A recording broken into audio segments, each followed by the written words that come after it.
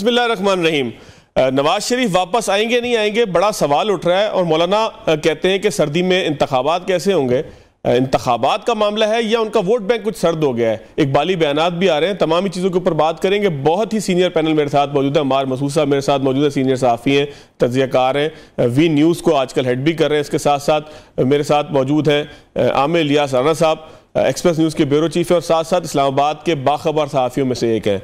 और इसके अलावा अगर मैं कहूँ कि एनसाइक्लोपीडिया है पंजाब की सियासत का ख़ास तौर पर, और पाकिस्तान में अस्करी तब्दीलियाँ जो होती हैं उस पर मैं माजिद निज़ामी साहब के जो तबसरे होते हैं उनको पढ़ता भी हूँ। और ख़ास तौर पर अभी एक बड़ी सीरीज़ मैंने देखा BBC के ऊपर, वो जो लोग पाकिस्तान के अंदर कुछ किलिंग्स हो रही थी उसके हवाले से भी बड़ा अच्छा उनका रिसर्च आर्टिकल्स नज़र से गुजरे।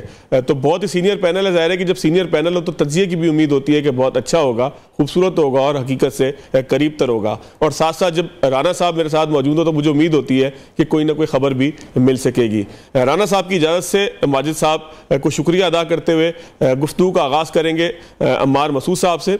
अम्मार साहब, बहुत शुक्रिया आपके वक्त का, बाकी दीगर मेहमानों का भी शुक्रिया, लेकिन आपका भी शुक्रिया क्योंकि मैंने इब्तिदा आपसे ही करनी है। सर, ये फरमाइएगा कि मियाँ साहब की आमद के मामले पे अचानक मेडिकल रिपोर्ट आई है। मेडिकल रिपोर्ट के बाद हमने देखा कि शहबाज शरीफ साहब ने एक बड़ी तवील प्रेस कॉन्फ्रेंस की, जिस तरह से वो तवील गुफ्तगू के आदी हैं। उन्होंने प्रेस कॉन्फ्रेंस भी वैसी ही तवील की। काफ़ी लोग बोर हो रहे थे, कुछ लोग मैच देख रहे थे। उन्होंने भी यकीन दहानी कराई कि जी जो वो मियाँ साहब लाजमन वापस तशरीफ़ लाएंगे।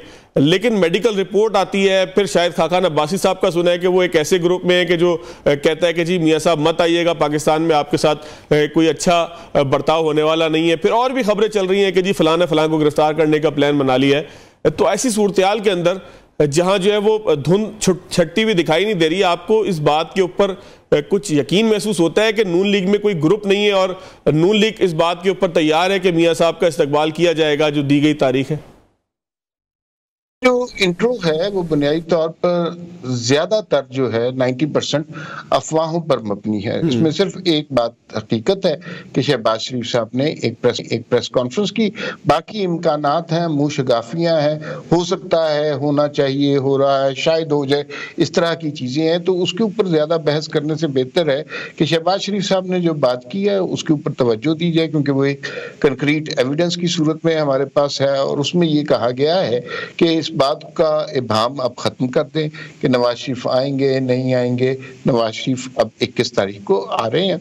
मेरी जाती जराए के मुताबिक की अब काफी क्लैरिटी हो चुकी है नवाज के कैंप की जानिब से और शहबाज शरीफ साहब की जानिब से।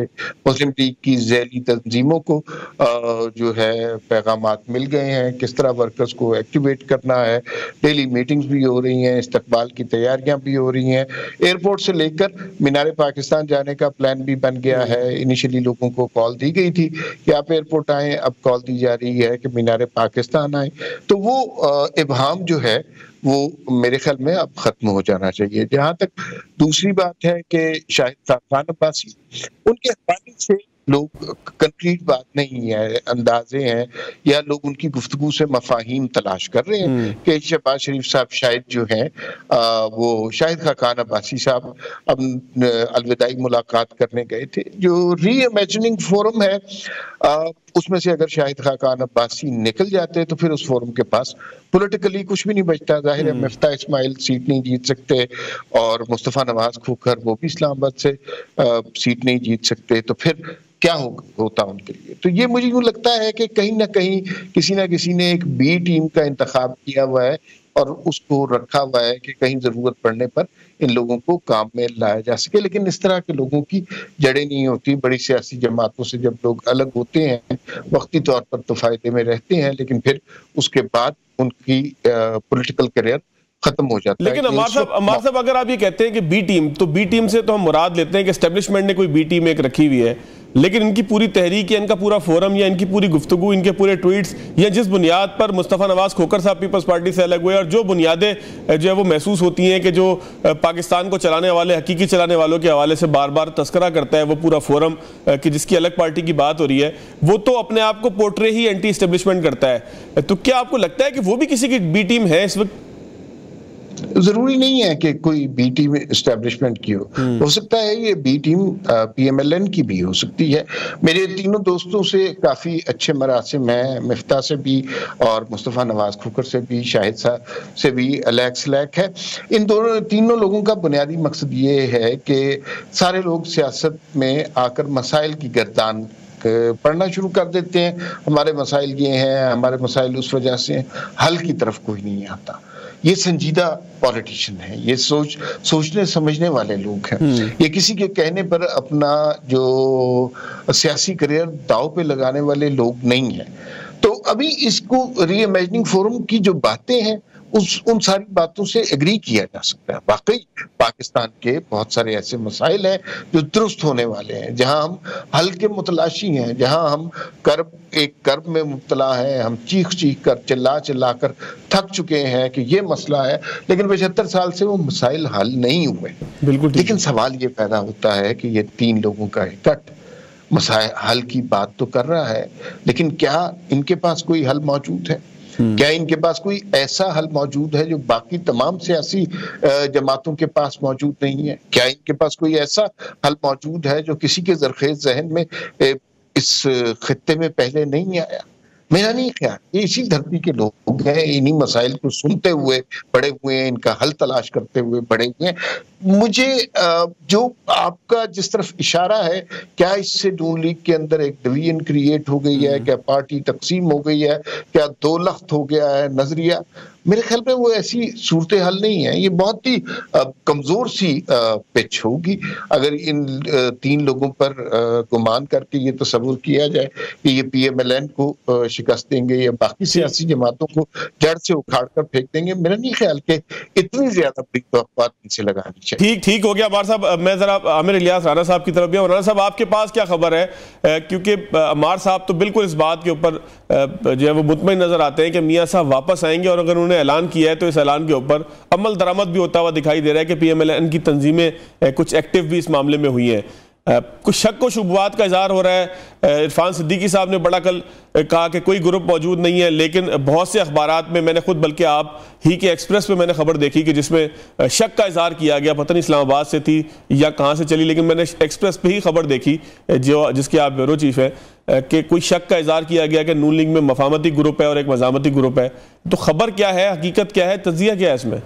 देखें, जहाँ रोबोट होते हैं वहाँ कंप्यूटर फीडिंग होती है और फिर एक ही तरह की सोच होती है। जब लोग होते हैं इख्तलाफ भी होता है, राय भी होती है। और कल जब ये खबर लाहौर से ही हमारे यहाँ शायद आई थी, तो उसके बाद इरफान सिद्दीकी साहब का बयान भी आ गया। इरफान सिद्दीकी साहब जिस सोफे पे बैठे हुए थे वो मियाँ साहब के साथ वाला था, सिंगल सोफा था। तो जाहिर है कि मियाँ साहब के कहने पर उन्होंने उस बयान को दिया। आज शहबाज शरीफ साहब ने तकरीर कर दी, प्रेस कॉन्फ्रेंस कर दी, और जो मेडिकल रिपोर्ट जमा हुई है वो एक कानूनी टीम का एक हिस्सा है कि राहदारी ज़मानत लेने के लिए ज़ाहिर है जब आप गए थे तो आप एक मेडिकल रिपोर्ट की बुनियाद पे गए थे और आपको कहा गया था कि आप जमा कराएंगे। जो जैसी वैसी भी रिपोर्ट है आ तो गई, जमा हो गई। तो जब राहदारी ज़मानत लेंगे तो जज पूछेंगे जी आप इतना अरसा कहाँ थे, वो कहेंगे जी यहाँ थे हम। तो जो मैं समझ पाया हूँ कि वो रिपोर्ट इसीलिए है क्योंकि 3-4 दिन पहले मेरी बात हुई थी जो इनकी लीगल टीम को हेड कर रहे हैं उनसे, तो उन्होंने कहा था कि हम जब मियाँ साहब की वापसी की तारीख 21 आएगी तो उससे 2-3 दिन पहले अप्लाई करेंगे। हम लाहौर हाई कोर्ट करेंगे या इस्लामाबाद हाई कोर्ट करेंगे, ये हम देख रहे हैं। जो हमें सूट करेगा, जहाँ हम मुनासिब समझेंगे, हम राहदारी ज़मानत मांग लेंगे। और ये उनका ख्याल है कि सब लोगों को मिलती है। मेरी इस पर राय ये है कि क्या सब लोगों को जो मुजरिम का दर्जा रखते हो अगर कोई शख्स, तो क्या उसे ज़मानत दी जाती है बैरून मुल्क इलाज के लिए? तो नहीं होता। तो जब एक शख्स के लिए ऐसा एहतमाम हो सकता है, तो जब वो वापस आ रहे हैं और ख़ुद को कानून के हवाले करने आ रहे हैं तो फिर उनको ज़मानत क्यों नहीं मिलेगी? मेरे ख्याल में तो उनको ज़मानत मिल जाएगी। फिर ये जो आपने पूछी बात शाहिद खाकान अब्बासी, शाहिद खाकान अब्बासी साहब, वो लफ्ज़ है एक रांदे दरगाह, उनका आर्मी चीफ कोई और था। लोगों को समझ नहीं आ रही, वो उस दिन से खुद ही आउट हो गए हैं। उनको समझ आ गई है कि मेरी बात नहीं सुनी गई। वो अपने आप को पार्टी का सबसे बड़ा लीडर खुद ब खुद समझने लग गए थे। इंसान को वज़ीर आज़म बना देना तो वो पता नहीं क्या समझने लगता है। वो भूल गए कि आपको ज़िमनी इंतखाब में लाहौर से जिताया उस पार्टी ने जिसने आपको वज़ीर आज़म बनाया था, और आप अपना हल्का शदीद, चाहे जो मर्जी RTS बैठा, आप नहीं बचा सके थे। आप इतने बड़े लीडर हैं कि आपका मरी जो आबाई हल्का है वहाँ पे घर नहीं है और कोई इंतखाबी दफ्तर नहीं है। राजा इशफाक सरवर साहब फौत हो चुके हैं जो मरी को चलाया करते थे और उनके लिए बड़े मसाइल हैं। ये जो हवाई बातें होती है ना, मुस्तफ़ा नवाज़ खोखर साहब नाराज़ थे अपनी पार्टी से, वो पीटीआई या मुस्लिम लीग नून में जाना चाहते थे, लेकिन फिर जब उनको वजारत ऑफर हुई शहबाज शरीफ वाली में तो आपको याद होगा कि एक कुर्सी खाली थी और वो थी minister of state for law and justice, और उन्होंने कहा कि मैं फेडरल मिनिस्टर के स्टेटस पे रह चुका हुआ हूँ।